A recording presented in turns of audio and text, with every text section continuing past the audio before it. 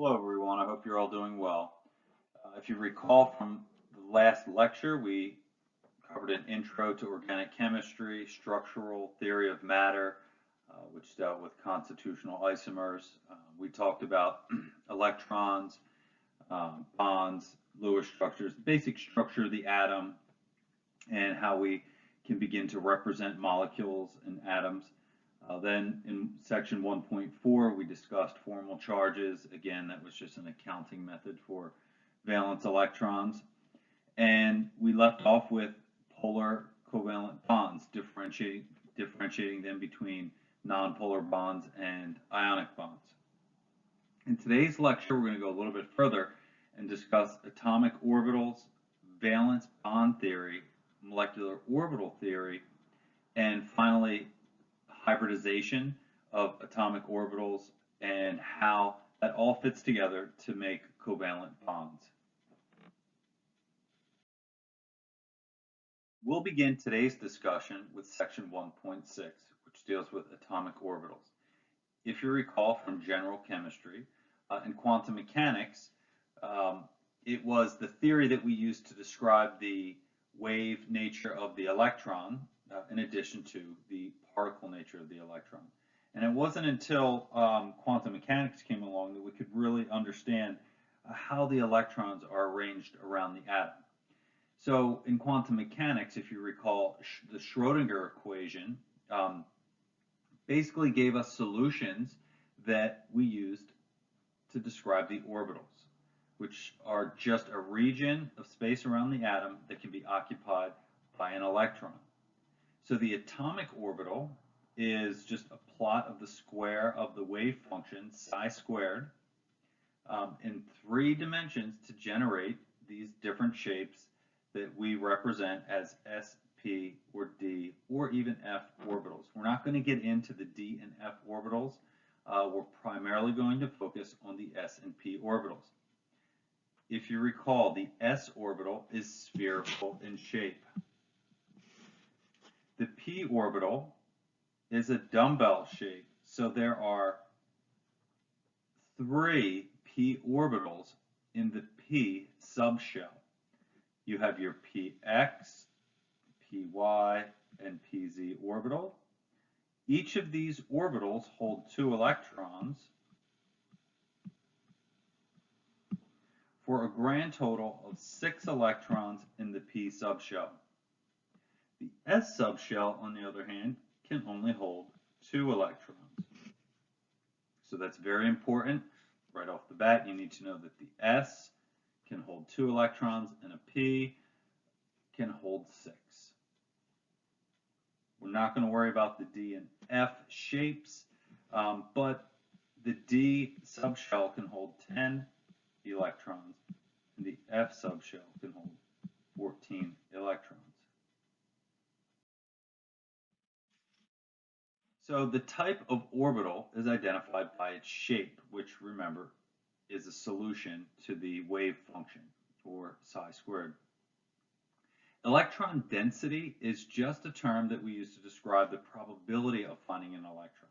So in this S orbital, right, we say that there's a 90 to 95% chance of finding an electron in this 3-dimensional region of space around the atom. In a p orbital, remember there's 2 electrons. This would be your py orbital. It would be 2 electrons that are found in this 3-dimensional region. 2 electrons in the px and 2 electrons in the pz.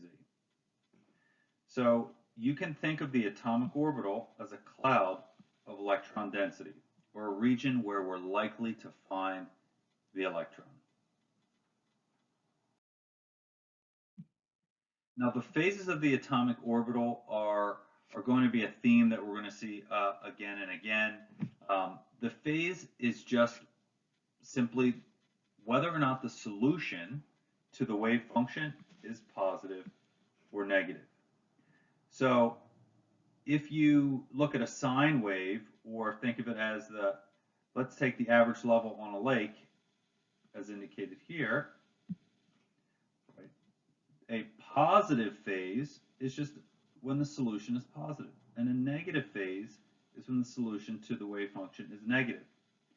And at the point where it's not positive or negative, where the wave function is 0, we say that that's a node, and there is 0 chance of finding an electron.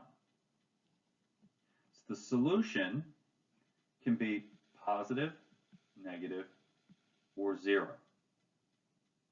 This will become important when we start overlapping orbitals, because orbitals will only overlap if they're in the same phase.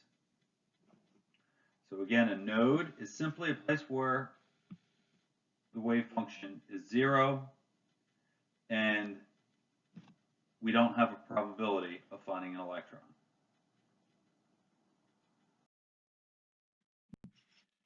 So if we look at a p orbital, we can see that a p orbital, the dumbbell shape, half of it has a positive wave function and the other half has a negative. So the phase sign would be positive or negative. It has nothing to do with electrical charge. It's just the solution having to be positive or negative. And we also have a nodal plane where there's no chance of finding an electron. So this will become important again when we try to overlap orbitals. For example, if we have a p orbital that we want to overlap with another p orbital, the phase signs must be the same if we're going to overlap them.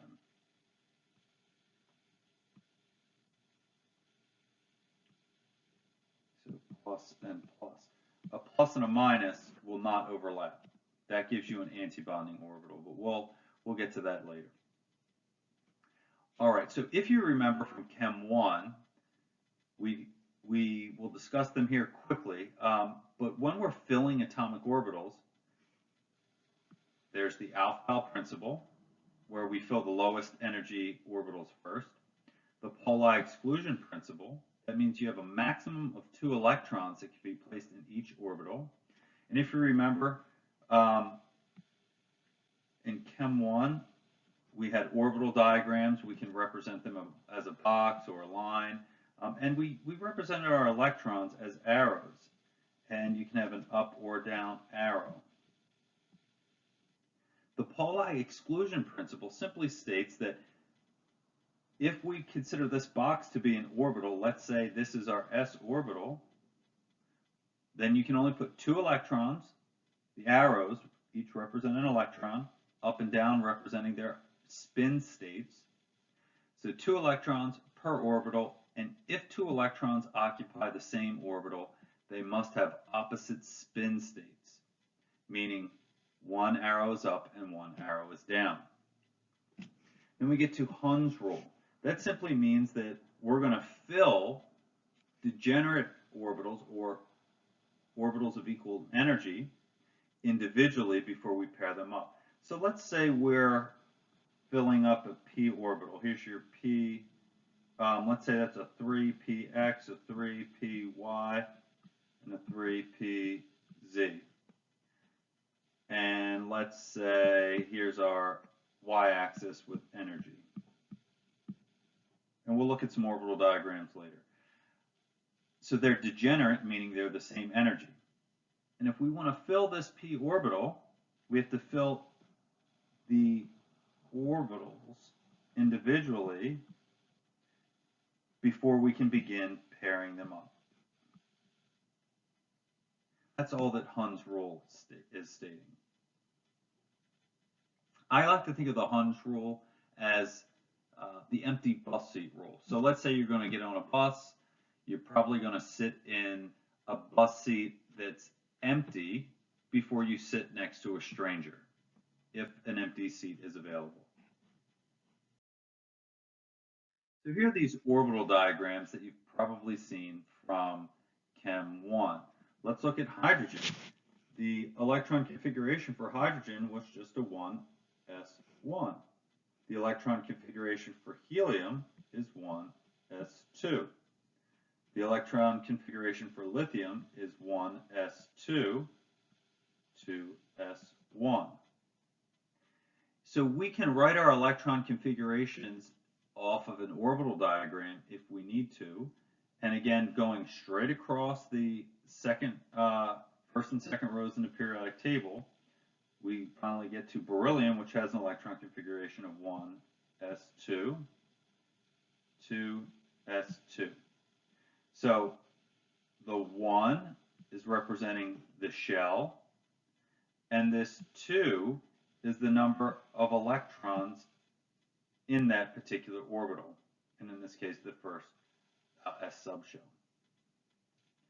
2 there for the electrons, and that 2 is your principal energy level. That's that 2. So with boron, we have a 1s2, 2s2, 2p1. For carbon, 1s2, 2s2, 2p2. For nitrogen, 1s2, 2s2, 2p3. And finally for oxygen, 1s2, 2s2, 2p4. So we can use an orbital diagram to write our electron configurations. Now, if you don't have an orbital diagram, a really easy trick is to use that diagram. Now, this is not an orbital diagram here. This is just a nice trick to use for filling the atomic orbitals and writing electron configurations. It's the alpha filling order. So electrons go into the 1s orbital. Then we can fill the 2s orbital, then the 2p, then 3s, and so on. So let's look at an example problem. You can pause the video if you want and try this on your own, or you can just watch me do these examples. So for oxygen, we want to write the electron configuration. You go to your periodic table. You see that oxygen has an atomic number of 8. So oxygen, when it's neutral, it has 8 protons and 8 electrons. So we're going to use 8 electrons to write our electron configuration. Well, where do the electrons go first? They go into the 1s. How many electrons can you fit in an S subshell? 2. Where do the electrons go next? Into the 2s. Fit 2 in there. After the 2s, we put electrons into 2p, and we have 4 electrons left, so we get a 1s2, 2s2, 2p4 electron configuration for oxygen. Now what if we have an anion, an oxygen with a negative charge, with a -2 charge? So in its neutral state, it had 8 electrons. The -2 tells us that the oxygen has 2 additional valence electrons, so we're dealing with 10 electrons. This is the oxide ion. So now let's fill up our electron configuration.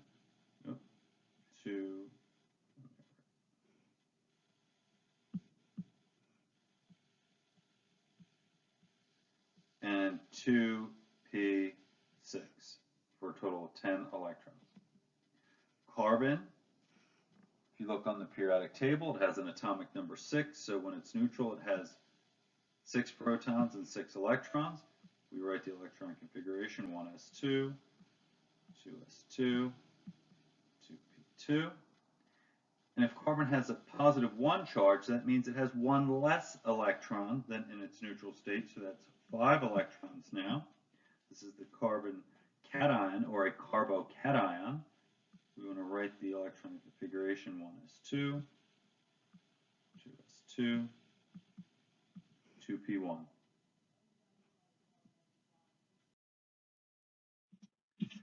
That brings us to section 1.7, the valence bond theory. Now, valence bond theory and molecular orbital theory are 2 different theories that explain bonding. They have a lot in common, but there's a few differences. We're going to focus on valence valence bond theory here. When we get to molecular orbital theory, we'll make some quick notes, but then we'll come back to valence bond theory when we discuss hybridization. So valence bond theory is simply a theory that helps us to understand how electrons are shared in a covalent bond. And the electrons are shared and a bond is formed as a result of constructive interference of their atomic orbitals. So constructive interference, you can think of it like this: when two waves collide and they have the same phase sign, plus and plus, we get an amplification and constructive interference occurs. So this would be if, let's say we have, I'll use that example again, we have a p orbital that has a plus and a minus phase sign that could overlap with another p orbital. Well, the constructive interference would be if we have these two orbitals overlapping, and if I get rid of,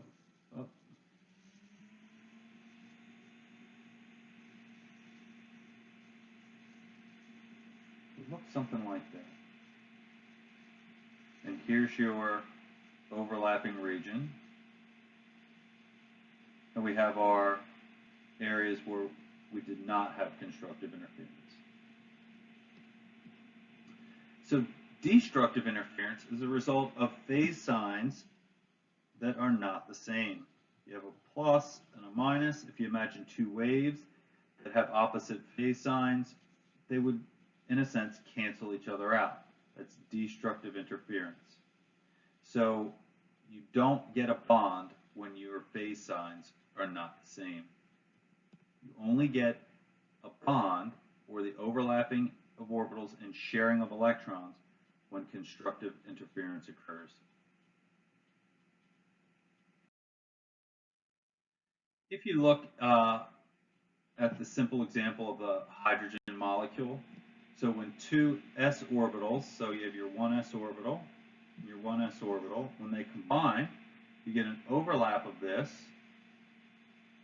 and you get constructive interference, sharing of electrons resulting in a covalent bond. Here's your covalent bond. This is called a sigma bond.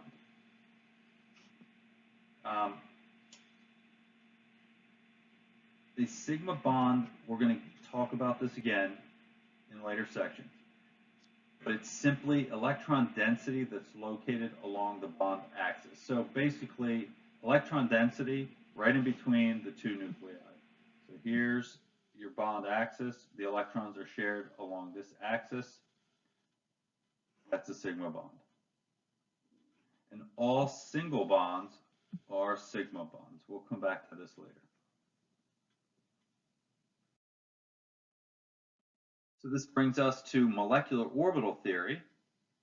And it's just a little bit different than valence bond theory. In valence bond theory, we saw orbitals of the same phase overlapping, giving constructive or destructive interference, creating a bond or not. So basically, orbitals overlapped, electrons are shared, a bond is formed. Molecular orbital theory goes a little bit further and talks about bonding and antibonding molecular orbitals. Now, again, we're still dealing with constructive interference for a bond to occur, and we still need atomic orbitals to overlap. However, we're going to add something here. So when these molecular orbitals are formed, we get a bonding molecular orbital where the electrons can be shared, and we also get antibonding molecular orbitals. Bonding molecular orbitals are lower in energy. Antibonding molecular orbitals are higher in energy. Bonding we call sigma, antibonding sigma star. So if you take two hydrogen atoms and bring them together, so here's a hydrogen atom, electron in a 1s orbital, another hydrogen atom with its electron in a 1s orbital. When they overlap, we have two atomic orbitals overlapping to give two molecular orbitals. So here's your atomic orbital, here's your atomic, and here we have an antibonding molecular orbital, sigma star, and your bonding, which is sigma. So two atomic orbitals give two give two molecular orbitals, a bonding and an antibonding. And notice how both of the electrons go into the lower energy bonding molecular orbital. You only need to know this diagram for the hydrogen atom. That's it. So here's the hydrogen again. If we take two hydrogens and we want to form a covalent bond between them, you have your atomic orbitals, you have your constructive interference giving your bonding molecular orbital, sigma. You have your destructive interference resulting in your antibonding molecular orbitals where we don't get a bond.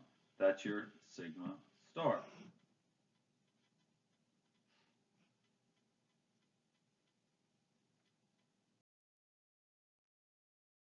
In section 1.9, we're going to discuss hybridization of atomic orbitals that occurs in order for bonds to occur. So atomic orbitals undergo a process called hybridization to form bonds. And this is basically combining individual wave functions to form new orbitals that have different properties.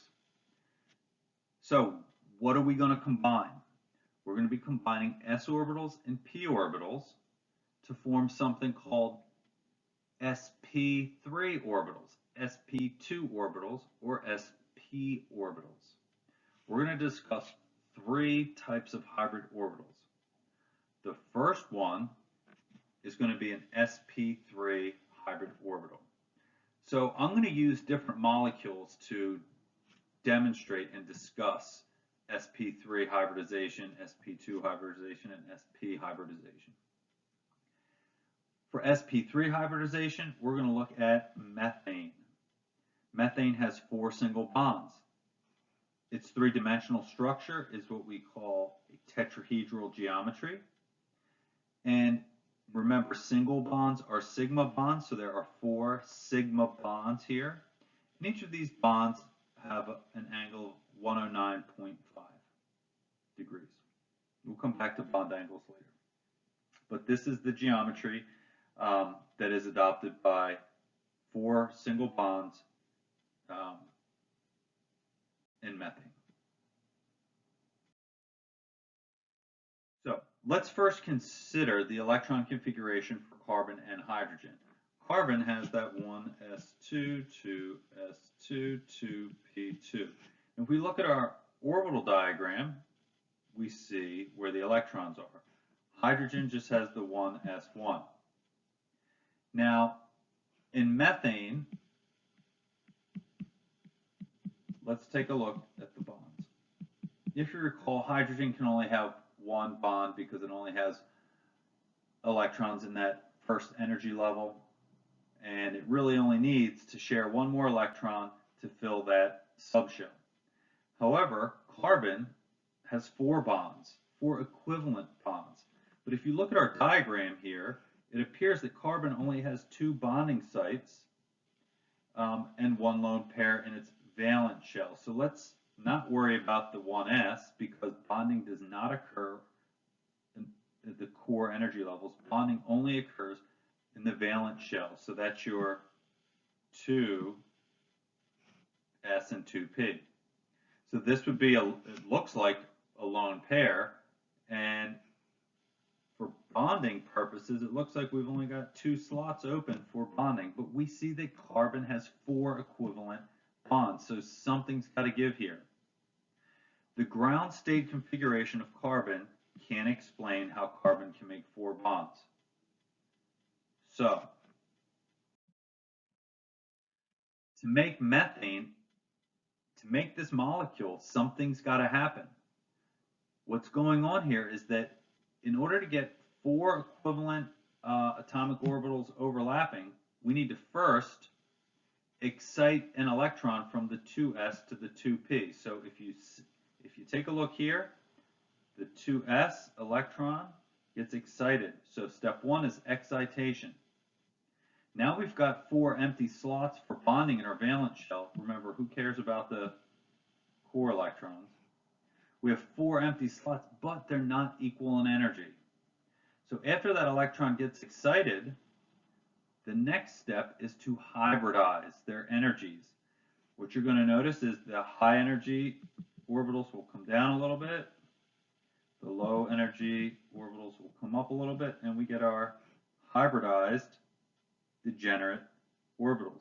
So if we take an S, 1s and 3p, remember we're making sp3, we're going to take an s and 3p orbitals, we're going to blend them, and we end up with 4 different sp3 orbitals. So there's 1, 2, 3, 4 hybrid orbitals. These hybrid orbitals are equal in energy or degenerate and can be used for bonding or sharing electrons. So hybridization not only changes the energy, it also changes the shape. So in an sp3 hybrid orbital, 25% of that is S character and 75% is P character. So if we take an S and a P and 3 P's, right, we have an S and 1, 2, 3 P orbitals, and we blend them, we get 4 of these things that kind of look like this. It looks more like a P orbital because it's got more P character. And if we overlay them on top of each other, we get this tetrahedral shape.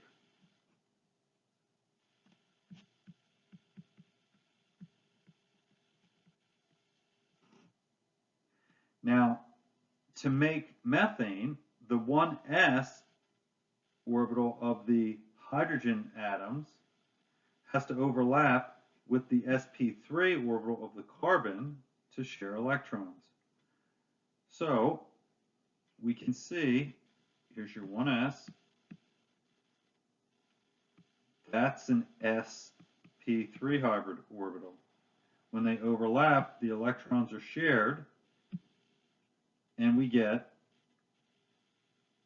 a sigma bond, which resulted from the overlap of hydrogen's 1s orbital, or let's just say the s orbital, overlapping with the sp3 orbital from carbon. Same thing here. We get a sigma bond that results from the overlap of hydrogen's 1s and the sp3 hybrid orbital from carbon. And we get 1, 2, 3, 4 bonds. 4 sigma bonds that result from the overlap of hydrogen's 1s and carbon's sp3 hybrid orbital. And that's how we get methane. Now, I'm not going to necessarily ask you to recreate all of this, but I want you to understand what you're looking at when you see these pictures. So let's take a look at an example problem. We're going to look at water. And we want to try to understand the hybridization of oxygen, where these lone pairs come from, and how the orbitals overlap to form the bonds between hydrogen and oxygen. So we have to look at Let's look at oxygen first. Oxygen has an electron configuration of 1s2, 2s2, 2p4. We don't really care about the core electrons. Let's focus on the valence shell. Now, we don't necessarily need to excite any electrons here because we have electrons in all of the orbitals. So we can skip the excitation because there's no empty orbitals, but we do need to hybridize where some of the orbitals drop in energy, we have an increase in energy, and what we get if we blend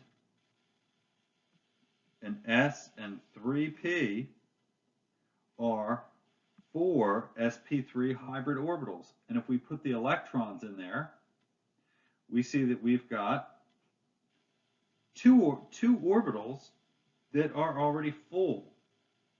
And these two orbitals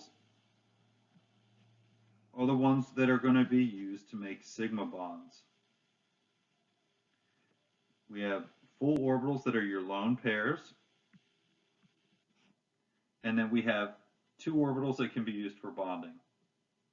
So you can see that down here. It's still going to form. Remember, you have an four sp3 orbitals.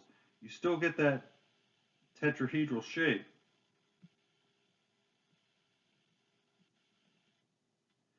And if we reserve two of those for a lone pair, then we can take the 1s orbital from hydrogen and share our electrons.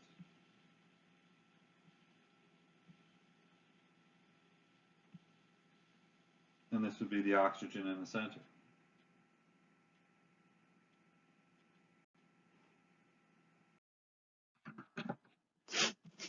So now let's move to sp2 hybridization and double bonds. We're going to use the molecule ethane to try to understand sp2 hybridization. The molecule ethane has each carbon has what we call a trigonal planar geometry, which we'll get to. That's section 110 in the book. But each carbon has 3 sigma bonds and 1 pi bond. So this is the new type of bond that we're going to discuss here. So each carbon in ethane must be bonded to 3 atoms, so we only need 3 hybridized atomic orbitals. Again, the first step for carbon, right, ignore your core electrons. First step is to get your electron from the 2s into the 2p. First step is excitation. Once we excite the electrons, now remember we're doing sp2 hybridization, which means we're going to blend an S and 2p. So let's take an S, and just 2 of the p orbitals. All right, we have 3, p, p, and a p. Let's take an S and 2 of the p's. We're going to hybridize those only. And what we get is 3 sp2 hybrid orbitals, and we have an unhybridized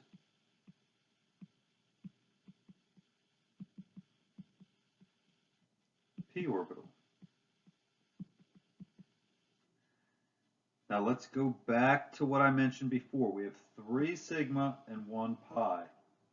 So your hybrid orbitals are going to form your sigma bonds, and your unhybridized p orbital is going to be responsible for the pi bond. So let's see how that works. So we take our S and our 2 p's, and that gives us 3 sp2 hybrid orbitals. Now, if you take these 3 sp hybrid orbitals and you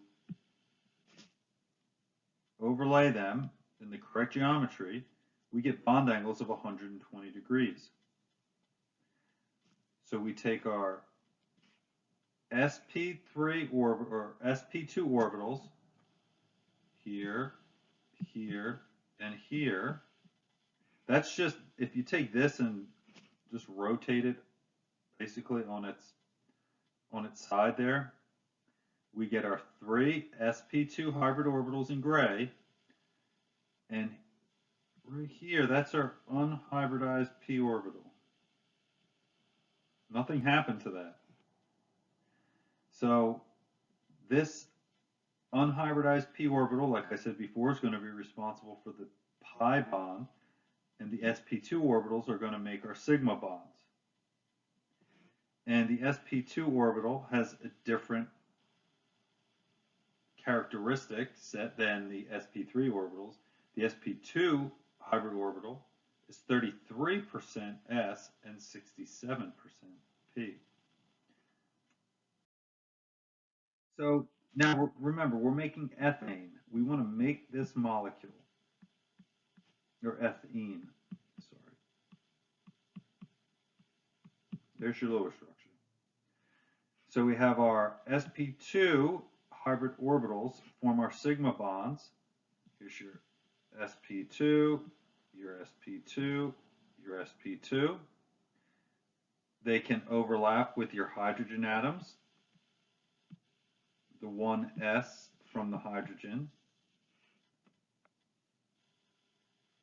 overlaps with your sp2.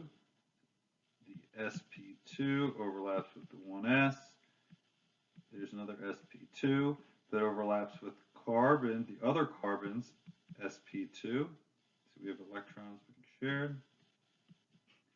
Here's your sp2, sp2.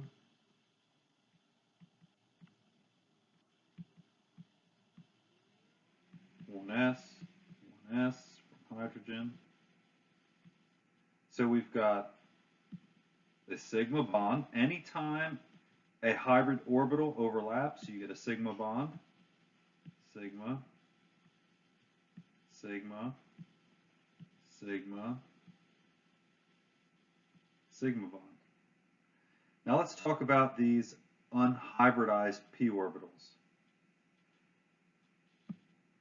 So we have our unhybridized p orbitals here.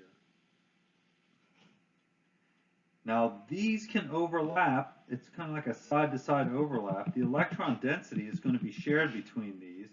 And let's look at this picture. Remember, there's only 2 electrons that we need to share. So there's 2 electrons in this whole big region.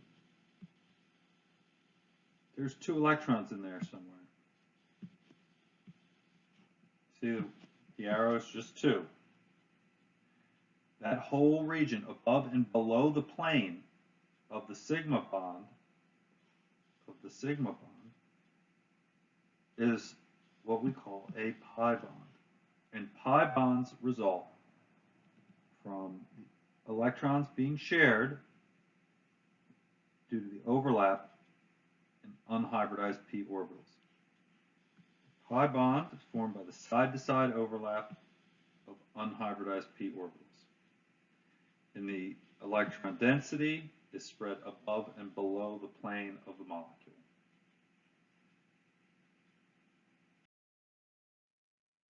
Now, this brings us to the restriction of rotation in pi bonds.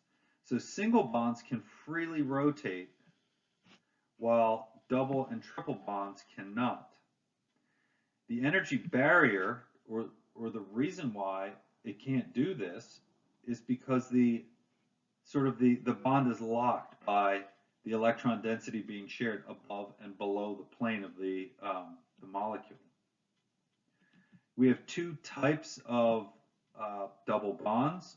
We have cis and trans. Trans just means that the hydrogens are on opposite sides, or you can think of it as the non-hydrogen groups being on opposite sides. And cis means that the hydrogens are on the same side. But there is no rotation about these double bonds. So this rotation does not occur. There's no rotation about the double bond because the pi bond locks the conformation into place.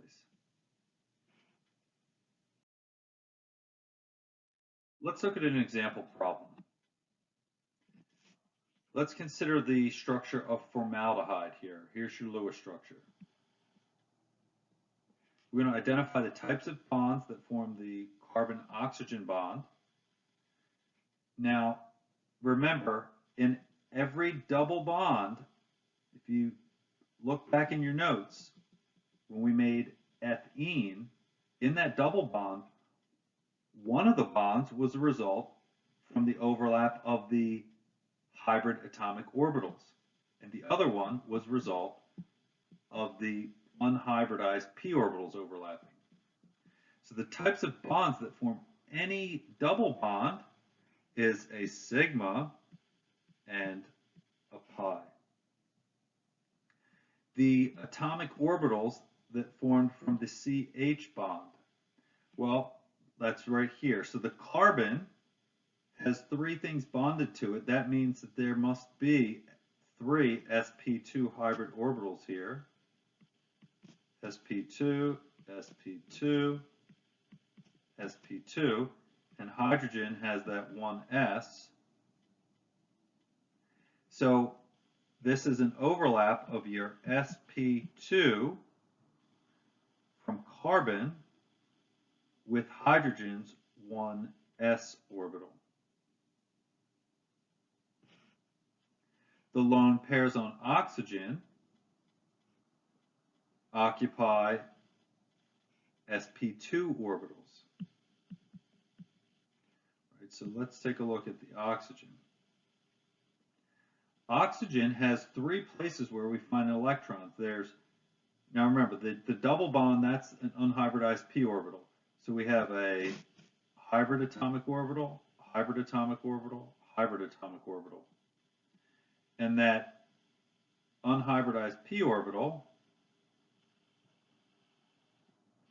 was overlapping with carbon's unhybridized p orbital. There's your hybrids. So that means that the lone pair must be in sp2 hybrid orbitals.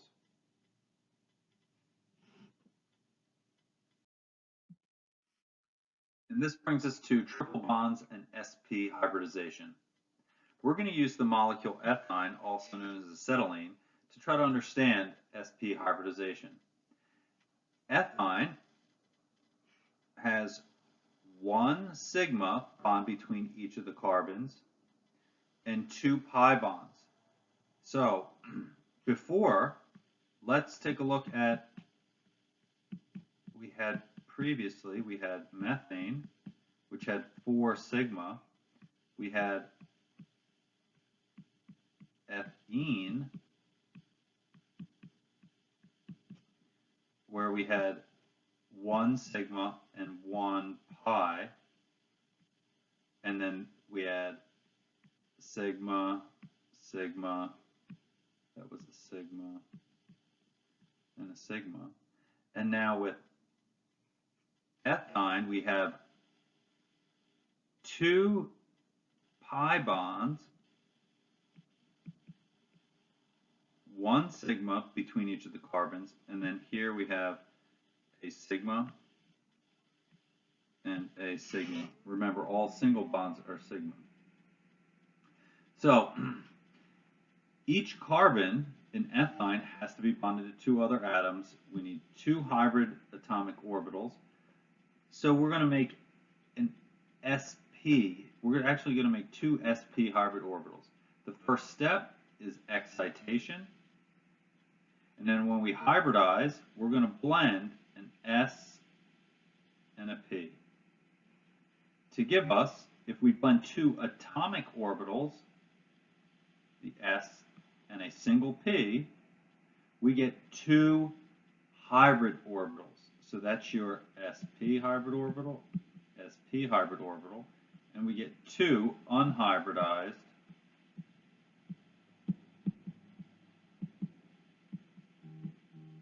p orbitals. Who cares about the core electron? So when we build this, we can take our, let's start with the carbon. We have an sp, hybrid orbital, an sp. You've got your unhybridized p orbital here. Do another color.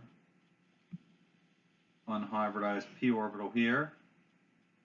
And with each carbon,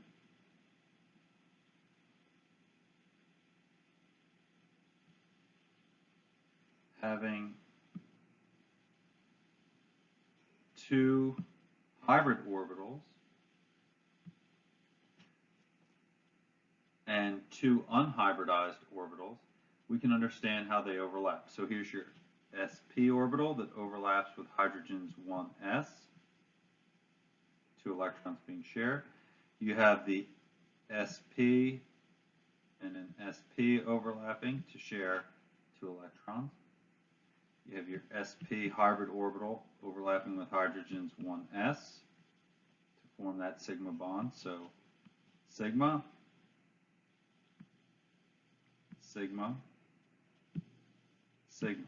Again, every time a hybrid orbital overlaps, or we put electrons in a hybrid orbital, we get a sigma bond. The unhybridized orbitals are going to overlap in that side-to-side overlap to give our pi bonds.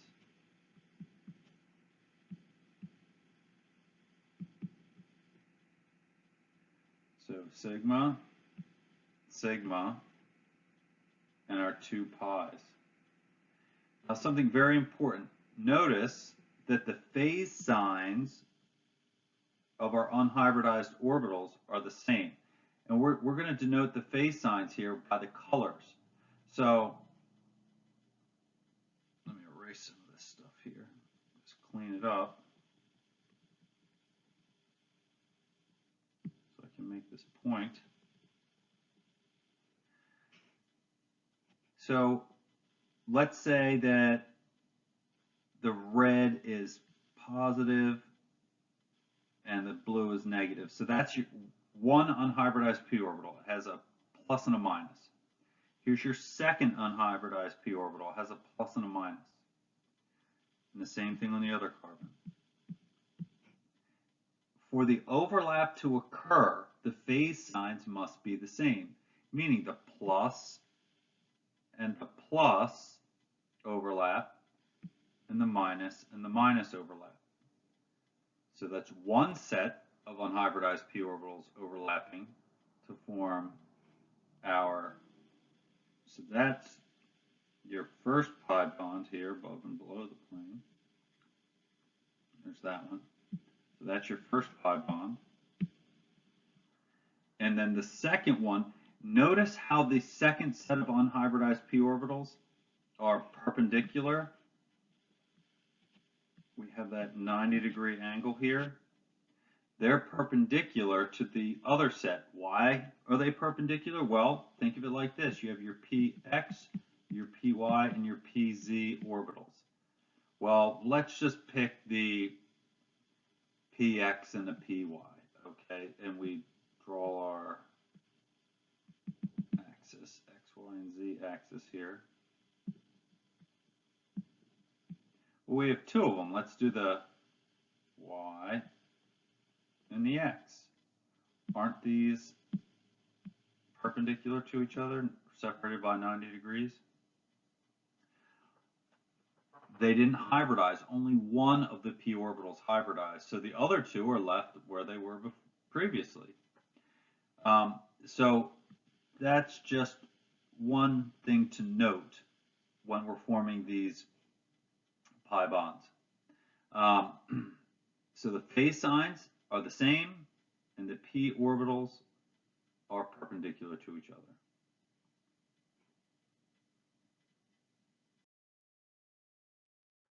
Now let's get to the skills that you're going to need. Most of that I described was sort of background. What you need to know from the previous slides is when you look at a diagram, you need to be able to identify the type of bond that you're looking at, If it's a hybrid orbital or an unhybridized orbital, sigma bond, pi bond. However, I'm not necessarily going to ask you to recreate all of those diagrams. You just need to know what you're looking at. So the real skill here is if you're looking at a Lewis structure, how do we know the hybridization of a particular atom? And I've got some tricks for that. If you don't have those diagrams with the orbitals and we just have a Lewis structure, how do we do it? Well, here's the trick. You first have to be able to identify the number of electron domains, and then we're going to match up the number of electron domains to a hybridization state. So let me say that again. If we want to identify the hybridization state of a particular atom, step 1 is count the number of electron domains. Step 2, identify the hybridization that matches that number of electron domains. So let's first talk about electron domains.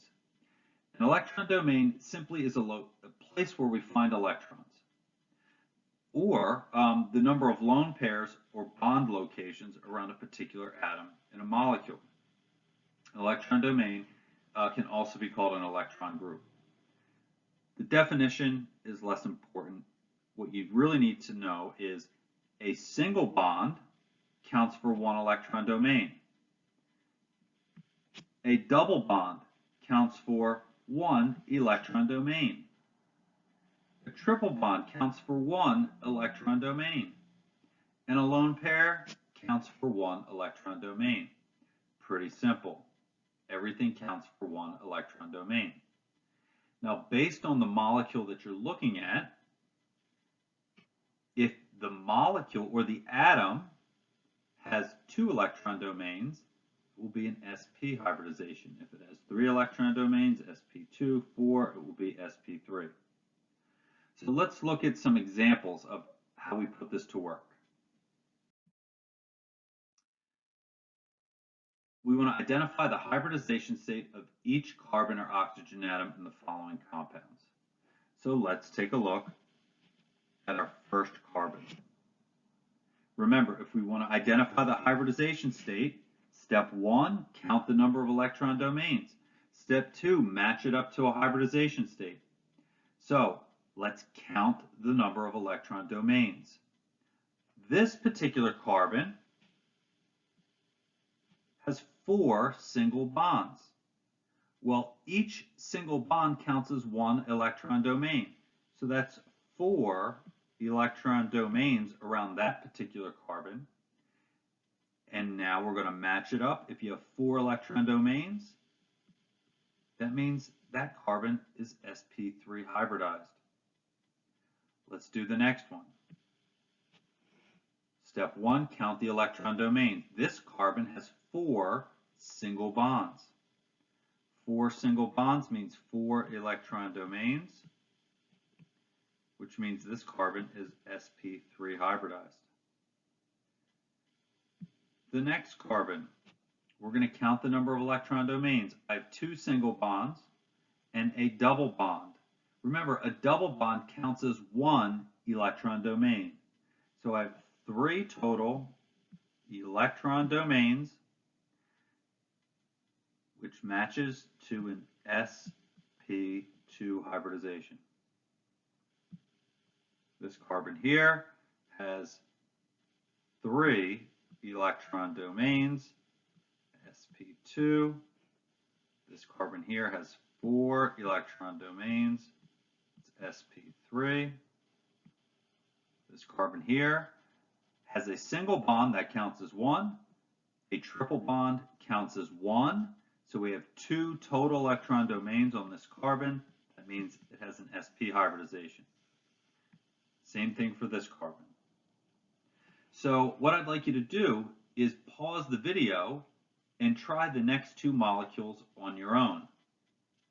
Once you do that, come back to the video and see if you got it right. Hopefully you're able to try these. I'm going to give you the answers for each of the carbons. That's sp3, 4 electron domains. That carbon is sp2.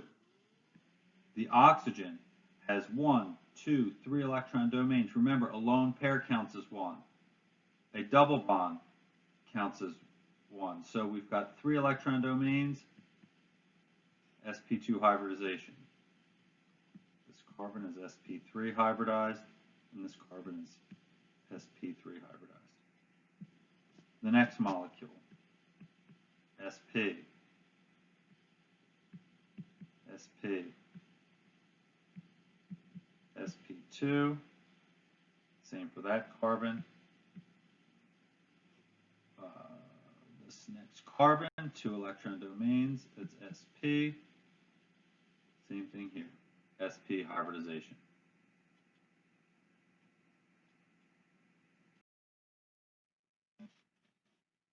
All right, so now that we've learned to identify the hybridization state of a particular atom in a molecule, let's talk a little bit about bond characteristics and bond length and bond strength. We've already discussed sp, sp2, and sp3 and the degree of S and P character, but here's a table that summarizes them. Let's move on to bond strength and bond length. You need to know that triple bonds are stronger than double and single. So triple bonds are the strongest, single bonds are the weakest. And double bonds are in the middle. Why? Because single bonds only have one bonding interaction. And single bonds really are going to typically result from sp3 overlapping orbitals, which have a greater degree of P character, which is further from the nucleus, so it's a weaker attraction. Bond length, just the opposite. Single bonds are the longest, and triple bonds are the shortest. So, when we talk about triple bonds, you need to remember they're the shortest and the strongest, while single bonds are the weakest and the longest.